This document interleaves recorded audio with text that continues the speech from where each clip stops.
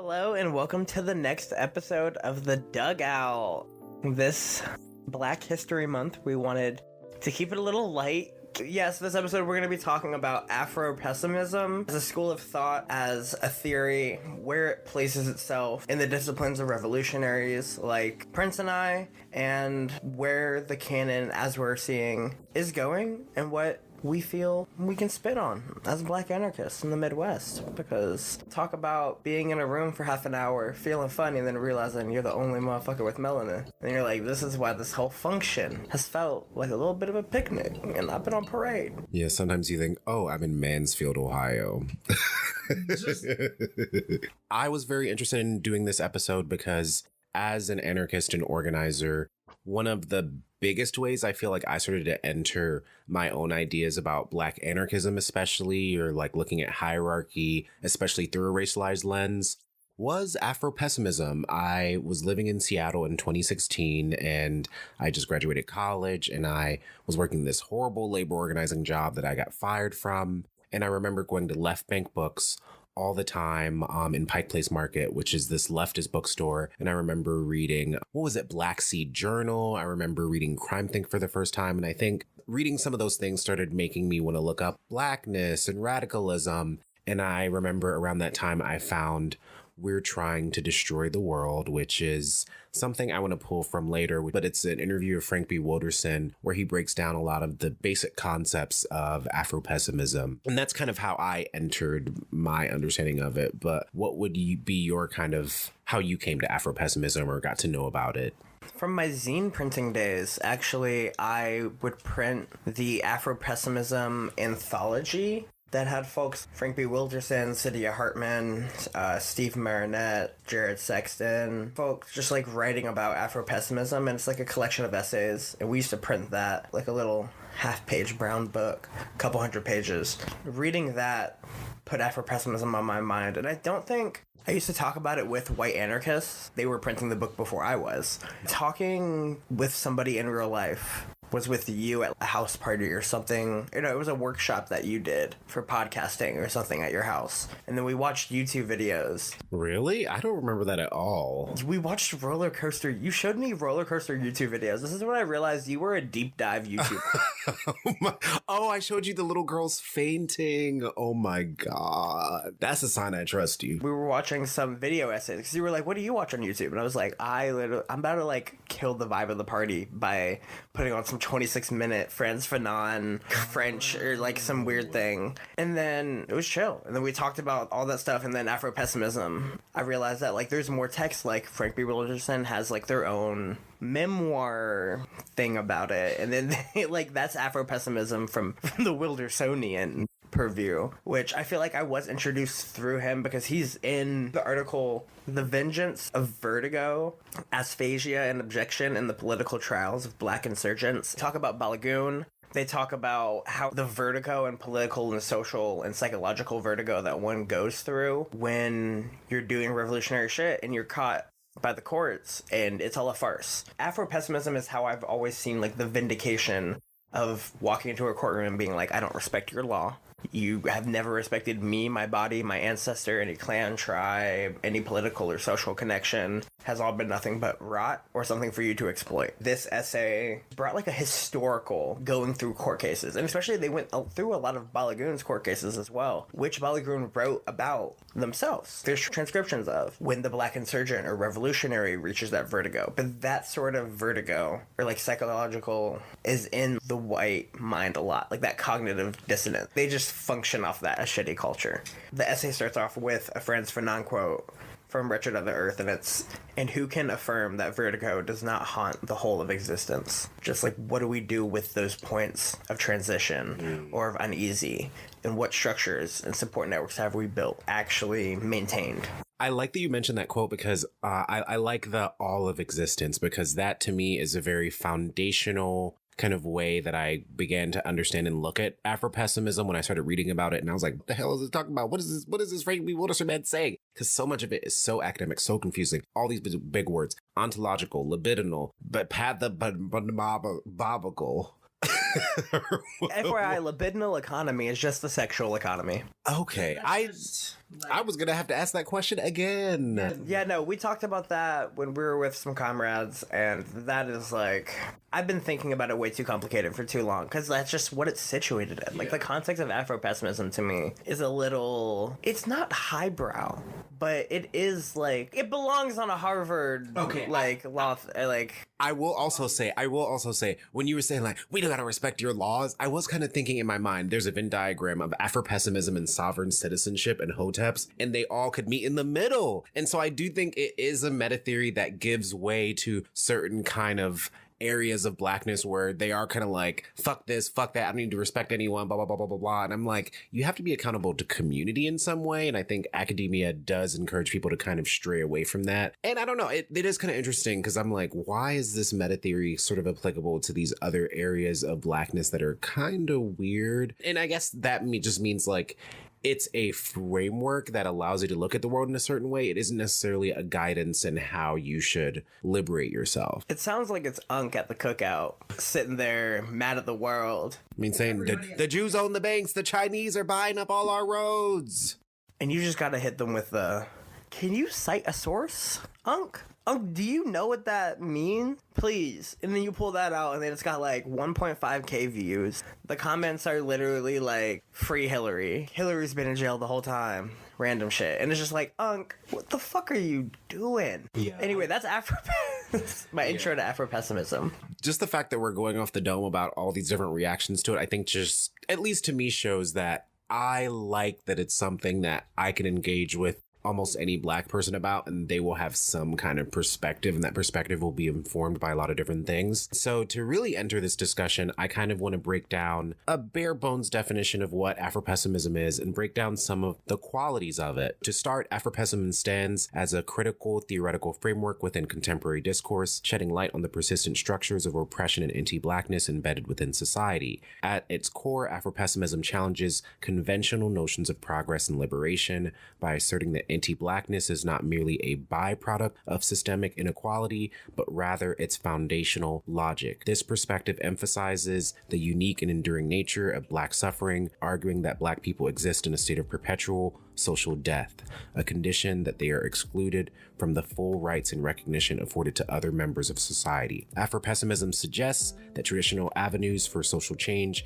such as the civil rights movement or legislative reforms, ultimately fail to address the foundational anti-blackness that underpins society. The New Left Review, Afro-Pessimism is a radical abdication by Loic Wacquant. Quote, to the narrative of radical progress, Afro-pessimism counterposes an anti-humanist vision in which the denial of black humanity is everywhere built into the very makeup of civil society. Afro-pessimism gives us the freedom to say out loud what we would otherwise whisper or deny. That no blacks are in the world, but by the same token, there is no world without blacks. The violence perpetuated against us is not a form of discrimination, it is a necessary violence, a health tonic for everyone who is not black. And that sort of precise feelings about that sort of precise discipline in the school of thought does come a lot from the absolutism presented in Frank B. Wilderson's book, Afro-Pessimism, in which he goes on to kind of explain in that thought, quote, black people embody, which is different from saying we are always willing or allowed to express, a meta-aporia. Okay, meta-aporia, that's a key word. For political thought and action. For most critical theorists writing after 1968, the word aporia is used to designate a contradiction in a text or theoretical undertaking. For example, Derrida suggests that aporia indicates, quote, a point of undecidability which locates at the site of which the text most obviously undermines its own rhetorical structure, dismantles, or deconstructs itself. But when I say that black people embody a meta-aporia for political thought and action, the addition of that prefix, meta, goes beyond what Derrida and the post-structuralists meant. It raises the level of abstraction, and in doing so, raises the stakes. In epistemology, which is a branch of philosophy concerned with the theory of knowledge, the prefix meta is used to mean about, or its own category. Metadata, for example, is data about data. Who produced the data? When? What format is the data in? And so on. In linguistics, a grammar is considered as being expressed in a meta-language, language operating on a higher level of abstraction to describe properties of the plain language and not itself. Meta-discussions is a discussion about discussion, not any one particular topic of discussion, but discussion itself. In computer science, a theoretical software engineer might be engaged in the pursuit of meta-programming. Afro-pessimism, then, is less of a theory, and it's more of a meta-theory. It's a critical project that, by deploying blackness as a lens of interpretation, interrogates the unspoken and assumption of logics of Marxism, post-colonialism, psychoanalysis, and feminism through rigorous theoretical consideration of their properties and assumptive logic, such as their foundations, methods, form, and utility. I'm actually laughing because you were reading You want me to just finish it off? Yeah, just finish. We were going to switch off on reading this definition. This is a critique of Afro-pessimism that reading the definition makes two people laugh like this. Oh my goodness. This is making me have to pee. So I was at the point where we're talking about blackness as a lens of interpretation, how it interrogates the logics of Marxism, post-colonialism, psychoanalysis, and feminism, considering their properties and assumptive logics. And that's what makes it a meta-theory, looking at their foundations, methods, form, and utility. And it does so again and again on a higher level of abstraction than the discourse and methods of theories it interrogates. Afro-pessimism is, in the main, more of a meta-theory than a theory. It is pessimistic about the claims of theories of liberation make when these theories try to explain black suffering or when they compare black suffering with the suffering of other oppressed beings. Does this by unearthing and exposing the meta-aporias. This is what I mean. Like, it's good stuff, but it's also like, what are we talking about right now? It does this by unearthing and exposing the meta-aporia strewn like landmines in what these theories of so-called universal liberation hold to be true. If, as Afro-pessimism argues, blacks are not human subjects, but are instead structurally inert props, implements for the execution of white and non-black fantasies and sadomasochistic pleasures, then this means that, at a higher level of abstraction, the claims of universal humanity... Sorry.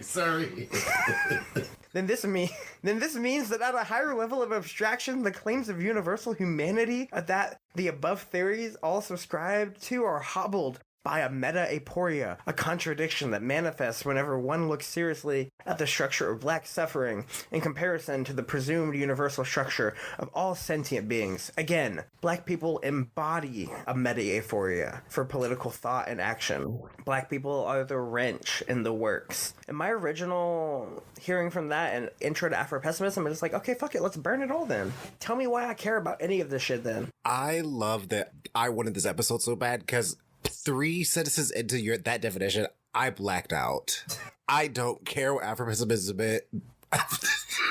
This Wildersonian definition of it, like, I don't... Yes. Yeah, and I feel like that's what I was kind of thinking when I was rationalizing. I fuck with Afro-pessimism as a framework, but when I read this, this isn't... Why? Maybe to one of my critiques that I will raise more later, but the experience of understanding Afro-pessimism versus having it explained to you, I think are two very different things that matters in terms of having a theory that a lot of people will want to engage with. And whether or not theories should be invented so most people won't engage with them, I think that's arguable. It's an interesting thing to think about. My reaction to that last theory, at least, I'm like, what the heck? I mean, we love starting things off with definitions. And I say we and being like, I love starting things off with definitions. But a lot of this shit is defined way more through its qualities and how people actually engage with it. It's important that, and I think you can speak to this too, Frank Wilderson chose a memoir and mainly pieces in like memoir as form with their political work. And that's something you've also drawn into. There's always the argument of just like, how pessimistic is just this nigga? He's just sad. Like, he starts off the book with a psychotic break. Like, that's relatable. And also because I can relate to that, I also know that other people don't go through that. But also that means that other people then don't go through whole structural breaks and then have to redefine self and community and relationships and things that are necessary to survive. I will also say it's interesting that one, Afro-pessimism is a meta theory. It's a theory about a theory. I'm trying to even understand what the fuck meta means. And then on top of that, like to my point about, I like Afro-pessimism as a framework that I can look at the world through and understand as an individual truth, the collective truth that's shared among Black people. But I also don't like the way that it like sounds when explained by this guy. It's just interesting to think about how you make something accessible to people, why, and is a theory useful if it isn't actually something that people want to spend time engaging with, like it doesn't make them feel good. And I guess to retract to a little bit more of what Jordan was saying about looking at the qualities, I just think it's confusing that Afro-pessimism, it's a theory above the layer of theory,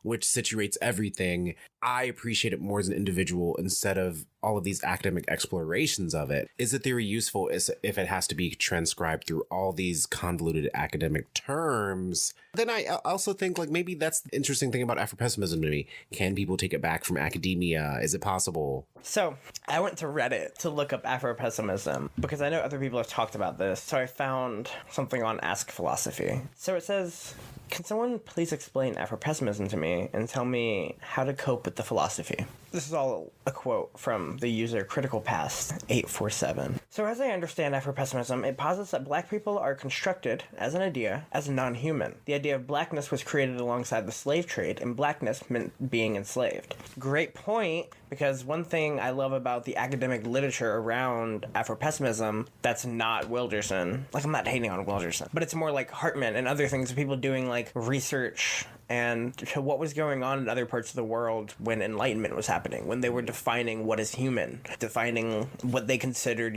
like Western European liberatory models of legal studies, which is different from what is now being constructed. So back to the point is, not only did European and colonial societies engage in the slave trade, so did the Arab societies. And across the world and throughout time, Black people are deemed as essentially antithetical to humanity, and the white feminists a century ago mocking the brutal horror of slavery by referring to themselves as enslaved, to Palestinians taking particular umbrance at Black Israelis. Essentially, all cultures and people are anti-Black. As an African American, this idea is making me genuinely insane, depressed, and suicidal, and is filling me with so much hatred and rage and despair. And that's the end of the post. And that was a year ago. The top comment is, I want to celebrate the rage. Rage is an appropriate reaction to dehumanization. James Baldwin quote comes to mind. To be Black in consciousness America is to be in a constant state of rage. And then they go on to talk about Afro-pessimism in the tradition of Wilderson is relative and not absolute. Anti-Blackness as a Western sentence is only about 600 years old. Oh no, that's older than the US. I love that you shared that and I love that rage was a response to, as an organizer, as an anarchist, as a Black person, I think about rage and anger a lot. I think about rage and anger as a man, as a cisgender man. I think about rage and anger as a queer person, as a Black person, as a citizen. And I think about how so many of our mainstream political processes encourage us to squelch our rage, put it into certain points of our lives, cram it into all the things that we watch on TV, express our rage on social media, and where does it actually show up in our world? And if we think about anti-Blackness, global anti-Blackness, some of the easiest subjects of human rage is the Black body. It's the torture of the Black woman who was enslaved and raped and tortured. It's the child that was stolen from the womb. It's literally, if we look at the process of slavery against Black people, it became a blueprint, essentially. The fact that that is a blueprint that is traceable all around the world so fucking easily by Black people. And I also say this because I feel like I read about Afropessimism in 2016. At the end of that year, I traveled to the Philippines and I have never experienced so much anti-Blackness. And so I feel like I went to another part of the world and I realized I had it smack me in the face. It's like when Black people tell you like, oh, what did you expect going over there? Like, they don't got none of us over there. And I'm like, does that mean that I'm not a human being? And what you realize is that, to me, Afro-pessimism is a logic that looks at the systemic nature of anti-Blackness. And I think to your point of looking at the qualities of it or looking at history or like how it's not beholden to Wilderson. I'm currently teaching Lose Your Mother by Saidiya Hartman right now. And one of the things I talked about in my last lesson about that text is that I like that Hartman gets at the specifics of anti-Blackness and slavery. She talks about the shape of the cells that people were put in before they went to the door of no return. She talked about the kind of things that African tribes traded with the colonizers, like cowrie shells. She looks into archives and is specific about the silences. And I think all of that undone work is a part of how we calculate the extent of anti-Blackness. And I think if that work isn't done and we get to this better world where things are abolished, it's like, if things are epigenetic, how many generations and how much time is it going to take for Black people to heal, even in this better world? And can Afro-pessimism account for all of that kind of ontological terror, if I were to throw in that word? And rage to me is so... it's a permission. It's a permission to people who have been wronged. And I think that's so necessary in the world that we live in. And a lot of organizing is telling people, you have the permission. You can be fucking angry. And here's a process that we can, I don't want to say direct the anger, but like use that anger for something important. This reminds me a lot of conversations we've had around reparation. I think the real Afro-pessimist comes out in that conversation when you talk about how do we truly calculate, like now and going on, like numbers to put that shit on. And to me, it's autonomy. Like, it's not a number. It's autonomy of resources, sovereignty. It's land back. I believe much more in indigenous sovereign nations' ability to govern and have more reparative justice things than I do the states when we talk about like reparation. Yeah. The reparations in my idea is always like the like Afro-pessimist, like burn it all. Like they like, yes, we're non-human to this like Western legalist framework. And at least in indigenous frameworks, even legally, even when they come close to like talking about state formations and courts, we take better dubs there. Yeah. I don't want to laugh, but while you were talking, I was like, aren't Black people indigenous to other parts of the world? I don't know. And I guess maybe I'm just thinking of it in terms of, I like that you're raising that because I do think maybe this is kind of pie in the sky, but I think about the points of contact with colonization and the different parts of the world and how Afro-pessimism is a logic that doesn't account for the different points of contact in a certain way. It's saying that like anti-Blackness, I don't know, if you're saying that indigenous people are like inherently anti-Black, it's kind of like, well, there was a point of indigeneity in different parts of the world where they hadn't even come into contact with the colonizer with this anti-Black logic. So like, where does Afro-pessimism come into play with exactly the things that you're saying about land back and sovereignty and all those things? And then it is kind of like, oh, is this a theory confined to a certain period of time onward instead of trying to look at like a more universal, or not, I don't want to say universal, but like a larger kind of scope of humanity. I like how you said point of contact, because like, what is your point of contact to Blackness then, like, when you're like engaging in Afro-pessimism? I think it's very easy because it does erase, I mean, like, at least in the book when he talks about indigenous relations, I'm sitting here like, what about the Maroons? What about the Seminoles? A lot of indigenous societies are survival tribes. A lot of them, like, not a lot, but Seminole and Lakotans had Black folks in their tribes, some as slaves, some not. Especially in like Seminole society, that changed to have more of the abolishment of slavery. I feel like it's a whole framework. Like you said, some Black folks are indigenous. Maybe they're Pan-African. There isn't, if you're already in a room full of Black people, like, it's something we can talk about. It's like Unk at the cookout, or it's a porch discussion, a conversation you have on the couch with friends. And I don't think it doesn't deserve to be in academia. I think it deserves to be studied. But I also think that entry point is so broad. Yeah. Like you said, like, anybody could have it, no matter what your point of contact is. Yeah. I think what you're saying also kind of reminded me of 2020. Do you remember that video of all the white people kneeling and apologizing for racism while all those Black organizers were like, every white person kneel and you will apologize for white supremacy and you will commit to being a race warrior? And I guess it makes me think about, is it a theorist's job to worry about how a theory can be co-opted? No. But I do think it is interesting when a theory can believably lead to people being able to use it or think about it in this way that reduces another person's humanity, or it becomes this like spectacle or theater where you always have to be proving something, you have to validate something in this way that is like, I also think what's beautiful about radicalism and Black anarchy is I am everything all at once. Like, yeah, there's global anti-Blackness, but I could fucking punch a cop or light something on fire or write a book or do all these things where I'm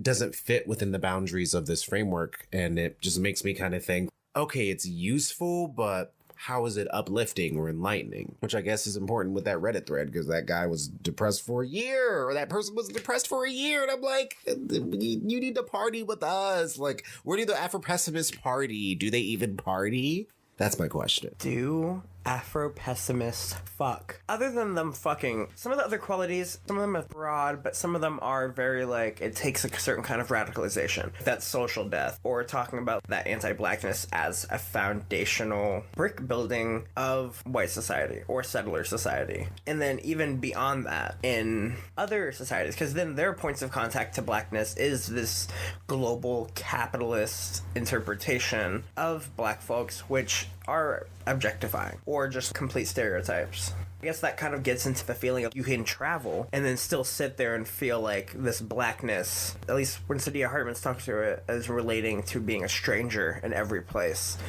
is a permanent condition. So like this being a stranger in every place that you go and travel is the permanent condition. And it feels not like okay, I'm the stranger turned tourist or traveler or anything else. It's always having another word to call you. Like, everybody has another word that they call you. It might be behind your back. We might not even know it yet. And I also want to add to your point about, so in Lose Your Mother, Saidiya Hartman does say like the most universal definition of the slave is a stranger. And she mentions this because she says African tribes didn't sell their brothers and sisters or whatever, or their fellow countrymen or whatever into slavery. They sold strangers. And so it is interesting, even if we're looking at different ways to analyze or define Afro-pessimism, we can look at how these definitions of stranger, slave, human, anti-human all became intrinsically tied to either Blackness or non-Blackness. And that to me is like a very other fascinating way to kind of look at it, because Lose Your Mother is just such a great, amazing text. And I think back to your point about why Wilderson engages with Afro-pessimism through Memoir, and also Saidiya Hartman, who's also a big theorist in the area of thought, she also engages with it in her memoir, Lose Your Mother. It's about her journey to different parts of Africa, especially Ghana, to study the transatlantic slave trade and all of the gaps in the research and the things that she's able to find and do. I think the qualities and the different ways that we can look at Afro-pessimism matter because they make it a more accessible argument, or they make it more possible for it to be something that different kinds of people can engage with. Because if you just say like, everyone's anti-Black, like, fuck everyone, blah, blah, blah. I mean, that's different than being like, how do people in different parts of the diaspora engage with Afro-pessimism? And does that matter even in that logic? That's another way of looking at it even. To kind of situate us in some of the bare bones qualities of Afro-pessimism, here's some beats that can kind of help you understand it in different ways. One of the qualities of Afro-pessimism is looking at anti-Blackness as foundational. Afro-pessimism argues that anti-Blackness is not just a form of prejudice or discrimination, but it is embedded at the very core of societal structures. Another phrase that's very key to Afro-pessimism that was mentioned earlier is social death. This concept, developed by scholar Orlando Patterson, is adapted and expanded upon within Afro-pessimist thought. Social death refers to the idea that Black individuals are considered socially dead or non-human, deprived of the full range of rights and subjectivities that non-Black individuals possess. This concept underscores that the devaluation and dehumanization of Black lives in a way that extends beyond physical violence. So that's when you talk about the libidinal economy, ontological, blah, blah, blah, blah, blah, blah, blah. I think even Saidiya Hartman says like the womb is the fucking slave ship or something. And then another one is Blackness as a permanent position. Afro-pessimism challenges the notion that progress or reform within existing systems can lead to Black liberation. Instead, it posits that Blackness is a permanent condition, and attempts at integration or assimilation within existing structures will not fundamentally alter the anti-Black foundations of society. I think this one is interesting because I think about a lot. Should we have been fighting for civil rights? Should we have fought for integration? When slavery ended, why didn't we fucking not join this fucking country? You know what I mean? Where I'm like, we were enslaved, brought here, were racialized, and then through the process of achieving our human rights, our being considered humans, or humans that were worthy of segregation or whatever the fuck the state said, we entered this social contract that I think is fucked up. I didn't enter this shit on purpose. That's one thing I hate about social contract theory. It doesn't give you a clause to get the fuck out. Another quality that folks talk about is the impossibility of black liberation, and how Afro-pessimism is skeptical about the possibility of achieving true liberation for black individuals within the existing socio-political structures. It contends that the systems are in place and designed to maintain black people, subjugate them, and any attempts at reform are limited in their ability to address the foundational issues of anti-blackness. Liberation, according to Afro-pessimism, would require a radical reimagining of societal structures. And to that I always say, get in line. You're not the only motherfucker that says that. Yeah, you're telling me we gotta flip shit from the top? Okay, let's do it. I do think there is like a very precise understanding of anti-blackness that Afro-pessimism takes in. The way it digests, or how it traces the lineage of supremacist groups, and how blackness is their foundational violence. A constant punching bag, a constant other. That's fascism. That's colonialism.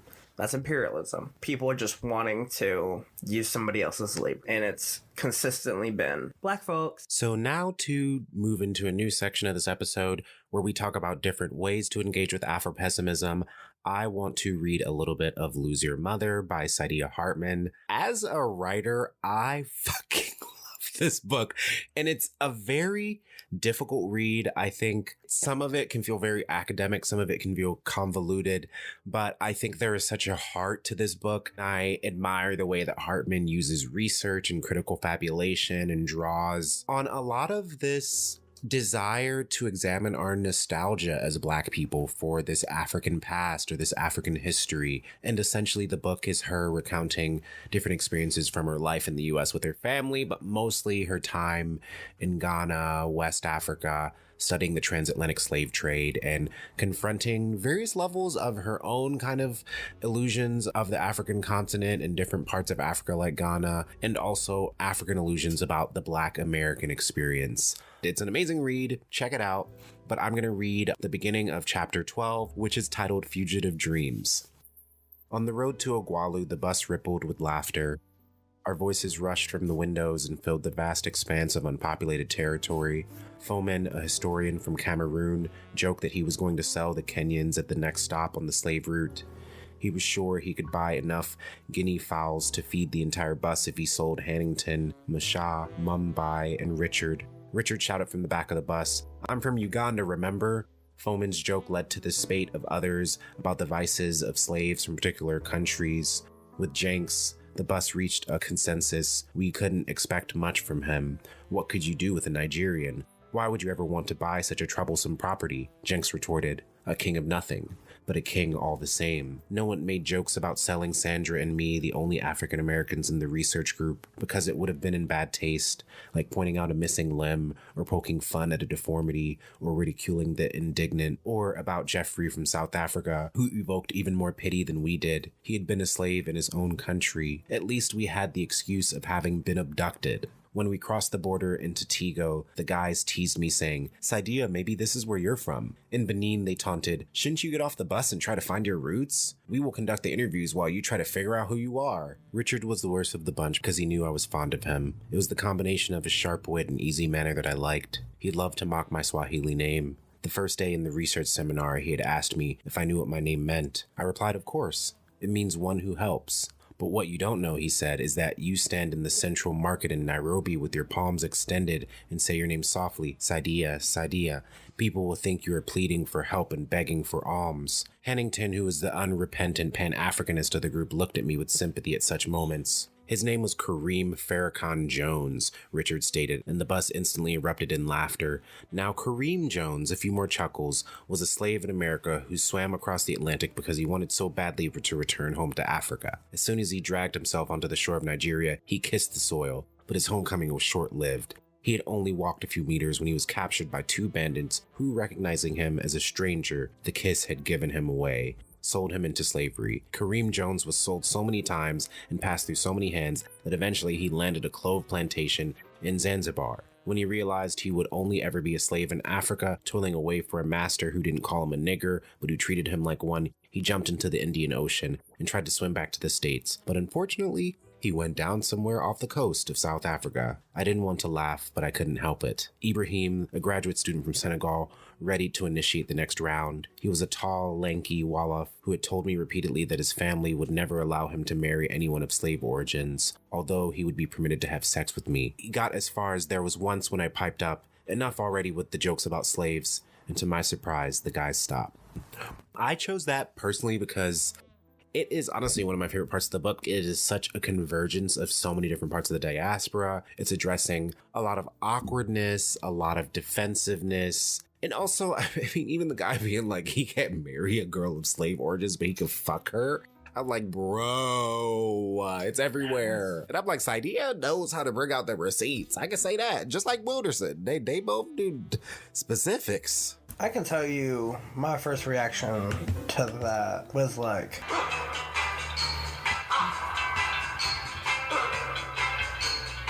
couldn't help but laugh, but also be like, this is just tragic. Like, this is absurd. Like, this is absurdity. Like, this is why I love, like, Afro-absurdist art or storytelling. Because I'm just like, this is, like, absurd because it is just what we go through.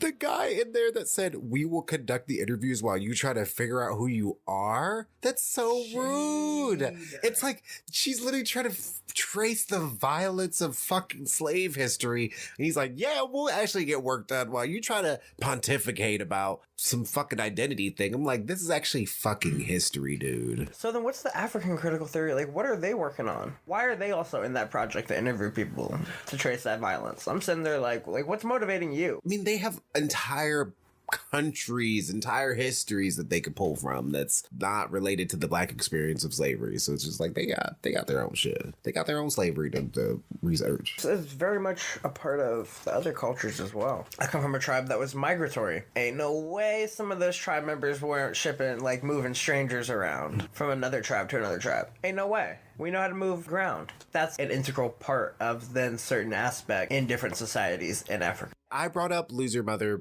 because I am interested in how it talks about Afro-pessimism, but I feel like we should start getting into some of the critiques, some of the things that people disagree with, some of the common things that people think are just easily criticizable about Afro-pessimism as a line of logic. As a revolutionary, how often do you think about this? I think about it when I am usually way more depressed about the state of the world. When I'm happier, when I feel good about life, when I feel like I'm in control, I'm like, freedom. But when I'm like sad, or maybe I'm a little heartbroken, or I haven't had sex in a while, or I don't know, like I'm insecure, I'm always like, everyone's looking at me and the world is gonna hunt me down.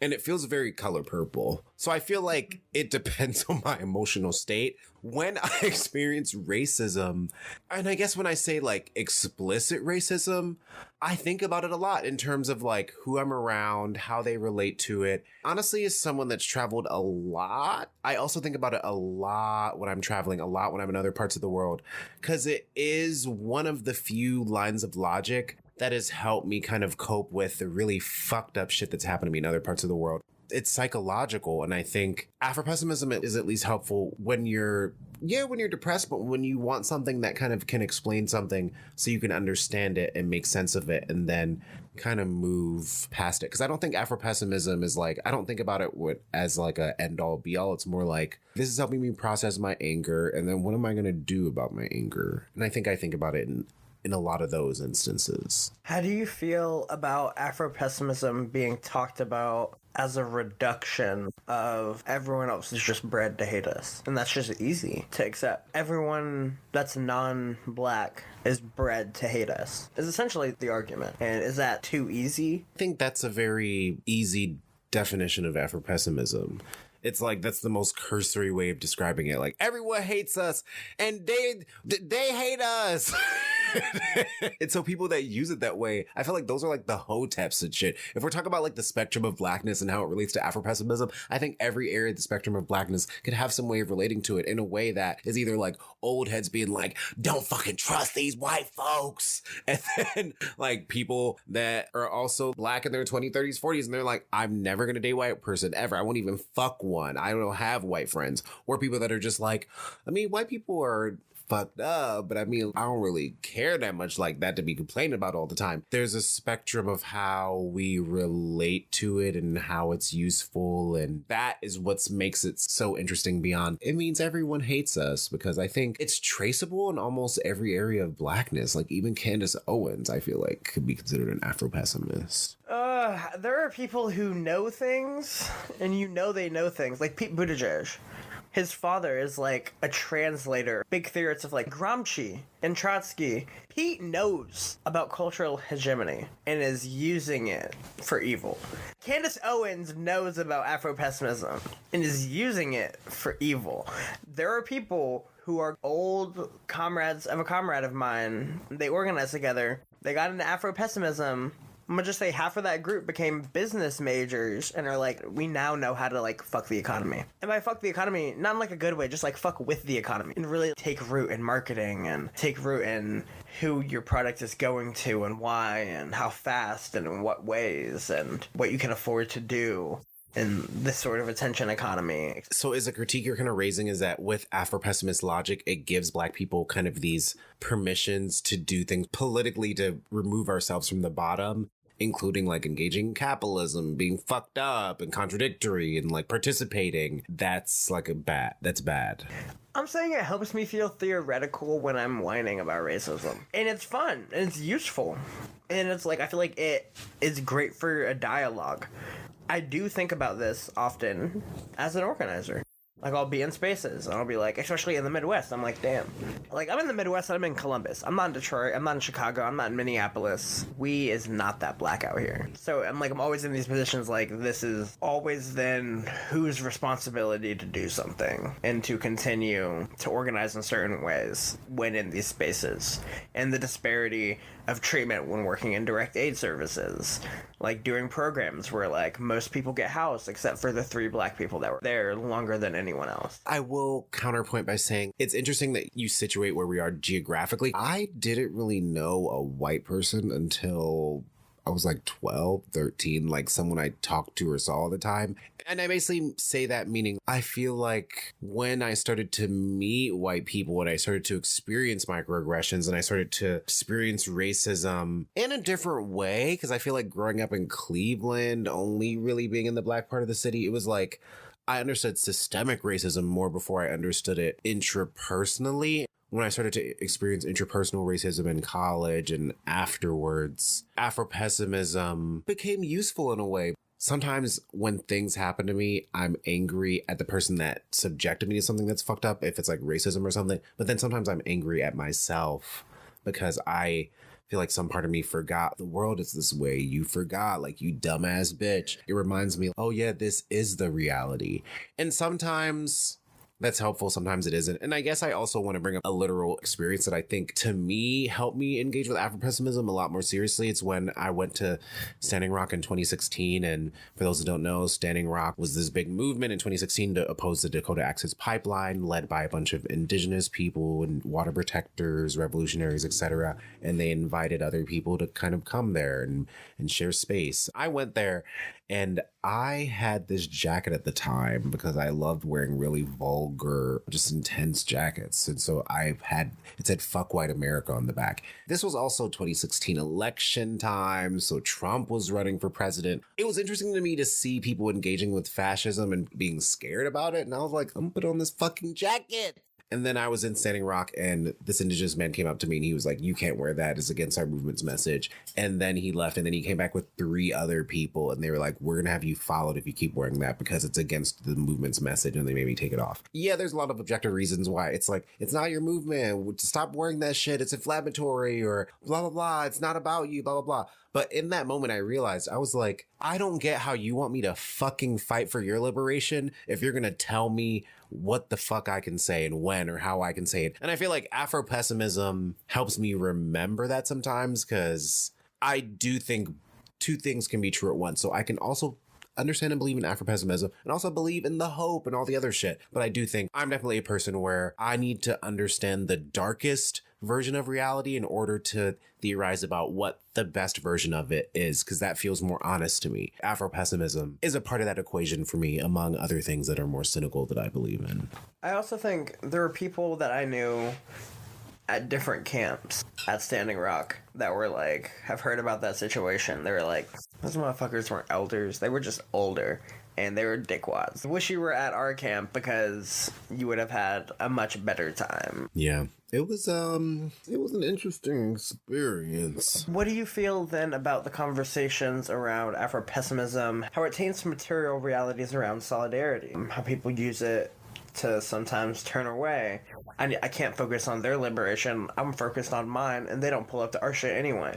And other questions about the usefulness of Afro-pessimist thought. My reaction is Afro-pessimism is best used as a point of engagement with the systems that we live in and how we relate to it, and the different ways that we can define our individual forms of oppression and give that language specifically, because I'm very sure that there are ways that indigenous people would describe their subjugation and oppression that wouldn't include like blackness in a part of the equation, or like it's specific to them. For me as a black person, if I'm talking to someone who's sharing that about their experience, I'm personally not going to be like, oh, that's dumb, I have more pain and suffering than you do.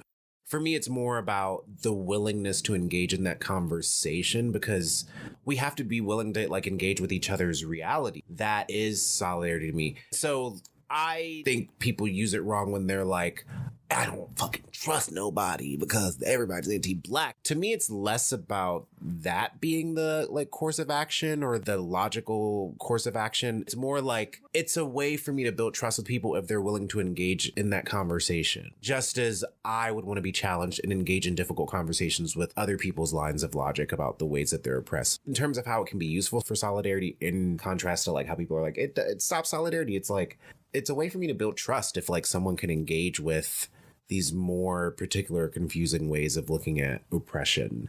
I like to at least be able to have the conversation. Do you consider yourself an Afro-pessimist? I feel like the FBI's listening. I would call myself an Afro-dualist. No one else can see the glory of Prince's smile when he said that. But it was beautiful. What does an Afro-dualist mean to you then? To me, it involves understanding Afro-pessimism, seeing it as entirely rational, but also being like, yeah, but there's all these other things to think about and consider that are like kind of more fun and interesting and make you feel more connected to the world that you live in. And I feel like it's important to understand disassociation just as well as how we engage with the world and feel like we're a part of it meaningfully. And I feel like that's what liberatory political processes are. Yeah, Afro-pessimism can be considered radical, but to me, it's like not enough for me to claim it as like a central point of identity. It's more of like a little appendage that got thrown on there. And I think that makes sense because what is it again, gang? A meta theory. Yeah. So it is less something to be ascribed to and more something to discuss and something to use to shape discussion. Its central points are those central anti-Blackness, the general social death. I mean, what it really comes down to is relations to property. Relations to then not only owning property, but being owned as property. And that being a global understanding of Blackness. That proximity of being owned. It's also certain images that get portrayed in the global media of Black peoples whose faces are right next to corporations. Consistently. Selling something. And it might even be a fantasy in foreign movies. And that's like people's relationship to Blackness. I think there's something trending a while ago. We're talking about like French people say nigga a lot. So do East Asians. So do Southeast Asians. The cultural sharing is like engaging and consuming black media that becomes popular enough to then, at least back in the day with the internet, it's changed a bit more, but back in the day, you could only just see what had the most money behind it to travel global. I'm going to plug my book. I wrote a book. It's called When They Tell You to Be Good. And literally, I'm remembering one of the points of logic that I wrote my book through was Afro-Pessimism. And it was because it helped me talk about the experiences I had while traveling. I talk about a lot in the book. There's a whole chapter about it. I went to the Philippines in 2017. This was around the time of the presidential election, all that other. But I went to the Philippines. What really helped me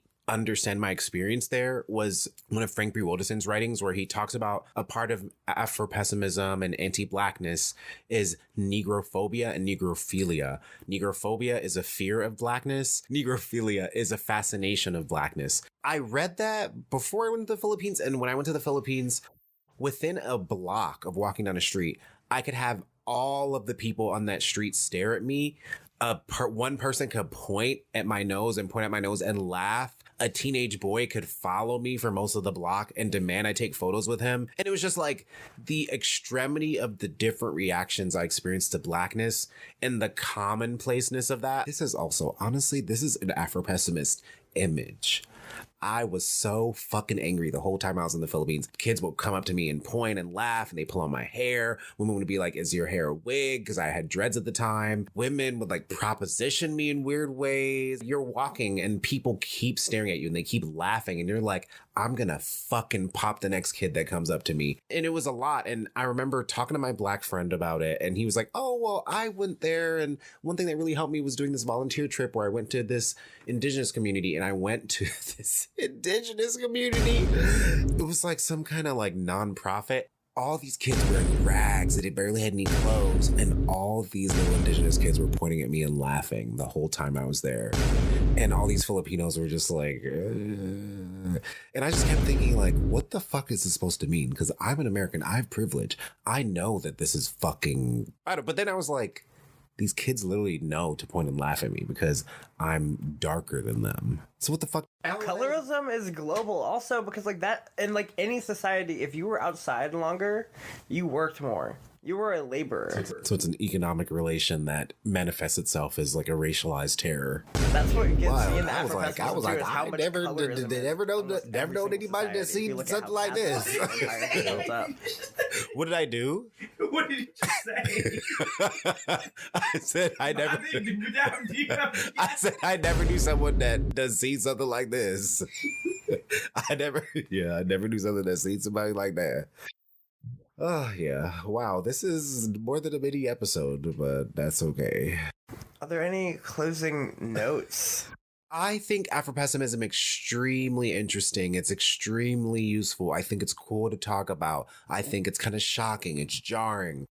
But I think on a deeper sort of emotional level, even as a writer, I would never end a narrative with an Afro-pessimist logic. I would probably start it there because it feels like a restriction. It feels like something that defines the conditions for you and doesn't really help you reach out past it. But I also think within Afro-pessimism and how it's been developing, and even reading Saidiya Hartman and other writers, that there are forms of looking at Blackness and anti-Blackness and Afro-pessimism that allow us to critically fabulate, to imagine things, to envision some of the answers that I think Afro-pessimism tries to give us, but in a more pessimistic way, and we can find more hopeful answers. And I feel like that's where I want more. I don't want to be told, you're at the bottom, like the world is anti-Black. I want to be told, yeah, that's true, but you can still live a good life and believe things and resist. Yeah, it's going to be fucked up, but also you're fucking great. And I wish there was like more of that in Afro-pessimism, where it's like, you're a boss ass bitch. Your people done survived. They got up at crack of dawn. They went down after the sun went. To me, it's just like there's so much survival and power in Blackness that I think Afro-pessimism kind of undercuts in a way. And I don't like that. So how do you feel about Hartman's use of critical fabulation and the use of storytelling, speculation, narrative as a means of redressing history's omissions? I think it's amazing. I think it's like in the spirit of like Toni Morrison and Audre Lorde and all these other amazing Black feminists that do things that innovate the way that we look at the world. And it becomes kind of like, to me, it's almost like a gift, because I relate to it very personally, where it's like, There are people in my family who are dead and they were undocumented, and there are all these things I won't know about them. There are these tools given to me by these Black feminists, by these theorists, that allow me to find answers that the record or even what the world says is logic. No, I have another way. I have another reason to be fucking angry, and I have another reason to act, and I also have another reason to say I'm angry, but also I want to live. It's all a part of that cycle, and I think critical fabulation is a tool in that overall kind of toolkit, and I love it, and I write towards it. And I think that also places it again as like a meta theory, especially as like a creative tool, because that's where it can come into like the cultural work and like the cultural revolutions that we want to do. Is taking these perspectives and really applying them and unapplying them over and over again to see what we can create and make and have it be inspired by the things around us and hopefully inspire them as well. That reminds me of nihilism.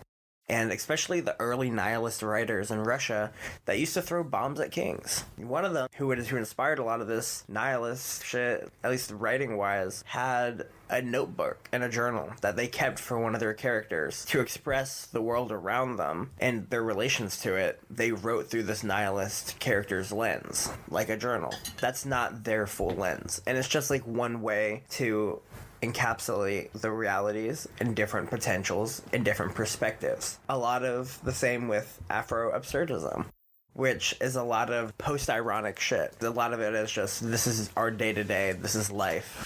Thank you for listening to this episode of The Dugout. I really enjoyed this discussion about Afro-pessimism. I think it's a fascinating line of logic that brings up a lot of interesting distinctions, especially for people within the diaspora. How do we relate to each other? How do we engage in these conversations? And I think these thought processes are ongoing, and it's a part of any kind of decolonial, like revolutionaries thought process in general.